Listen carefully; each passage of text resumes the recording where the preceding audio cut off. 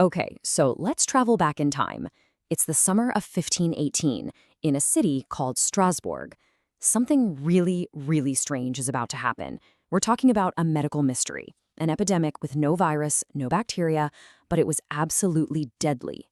This is the story of the dancing plague. I mean, just try to picture this. People who saw it described it as a waking nightmare. It's like people's bodies were completely hijacked by this unstoppable urge to dance.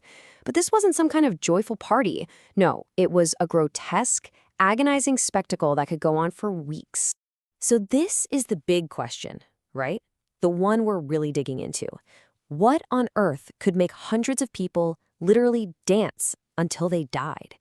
Was it some kind of poison? A curse? Or was it something way stranger, something locked away deep inside the human mind? For 500 years, people have been trying to figure this out, and the theories are pretty unsettling. To even begin to understand how an entire city could fall into this kind of madness, we have to go right back to the start, to patient zero of this bizarre and terrifying plague. It all kicks off in mid-July of 1518 with just one person, a woman known as Frau Troffea. She walks out onto a cobblestone street, doesn't say a word to anyone, and she just starts dancing. There's no festival, no party, and here's the really weird part, there was no music. For almost a solid week, she danced completely alone. Historical records say she was in a kind of trance, physically unable to stop, even as her body started to break down from pure exhaustion. Can you just imagine the horror of watching that happen, day after agonizing day? And this is where things go from a really strange, isolated incident to a full-blown epidemic. It was about to spread like wildfire through the entire city. And the speed of this thing was just terrifying. In just 1 week, over 30 other people had joined her. By August, the city was in total chaos. We're talking about up to 400 people, all caught in the grip of this relentless dancing mania. Now, let's be clear, this was not some harmless dance-off. The physical toll was brutal. People's movements were described as violent spasms. Their feet would swell up and literally bleed into their shoes. Witnesses said you could hear them crying out for help, completely trapped inside their own bodies until they just collapsed from strokes, heart attacks, or sheer exhaustion. At its worst, this plague was claiming up to 15 lives a day. A day! This wasn't just a weird thing happening, it was a lethal crisis. The city authorities were desperate for a solution, but the one they came up with, it was only going to make things so much worse. Panicked and, totally confused, the city's leaders called in the physicians. But their diagnoses, based on the medical ideas of the time, would turn out to be a fatal mistake. Get this, they believed the dancing was a symptom of a fever, what they called overheated blood, and they figured the only way to cure it was to let the fever burn itself out. So their official recommendation was more dancing. They literally prescribed the poison as the cure. And they didn't just suggest it, they went all in on this catastrophic plan. They actually built stages for them to dance on, cleared out guild halls to make more room, and even hired musicians to play pipes and drums, thinking the beat would help. They even paid people to hold the dancers up so they could keep going even after they were too exhausted to stand on their own.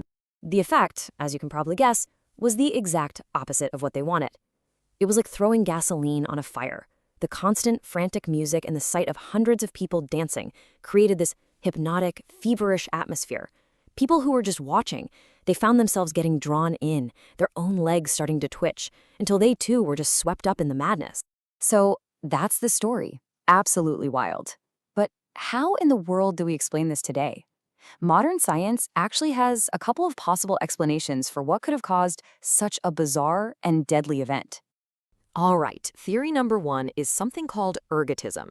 It's basically a type of food poisoning. There's a fungus that grows on damp rye, a grain they used for bread all the time, and it contains chemicals that are a lot like LSD. It's known to cause violent muscle spasms and crazy hallucinations. So, it's a pretty strong suspect. Okay, the second leading theory points to the mind. You might have heard it called mass hysteria. The basic idea is that the people of Strasbourg were under an unbelievable amount of stress. We're talking famine, poverty, rampant disease, and this collective trauma might have just exploded into a shared physical psychosis. So let's put these two head to head. Ergotism explains the spasms, for sure. But here's the problem. It also restricts blood flow to your arms and legs. It's really hard to imagine anyone dancing for days with that going on. On the other hand, mass hysteria fits the whole context of extreme stress, but it asks us to believe that the mind, all by itself, has the astonishing power to create such a deadly physical reaction on such a massive scale. It's a tough pill to swallow. And this is what makes that mass hysteria theory so compelling. There was a widespread belief at the time that a saint, Saint Vitus, could punish sinners by hitting them with a dancing curse.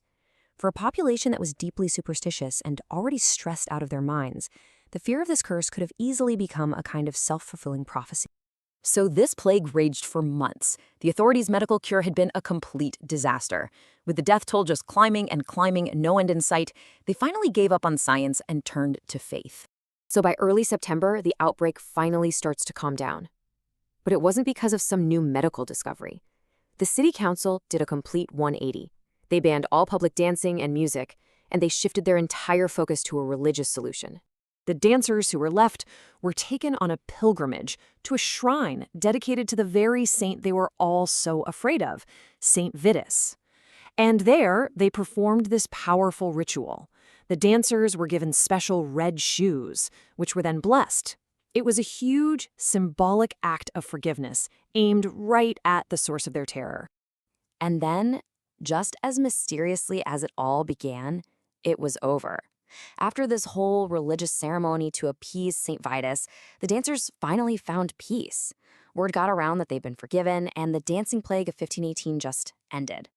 The dancing stopped, but the mystery and the tragedy was still there. We don't have an exact death toll, but all the historical accounts suggest it was absolutely devastating. I mean, the fact that we're still talking about this 500 years later really tells you something about its horrifying impact. Which leaves us with this final, pretty haunting question. We all know about the placebo effect, right? The idea that our mind has the power to heal the body.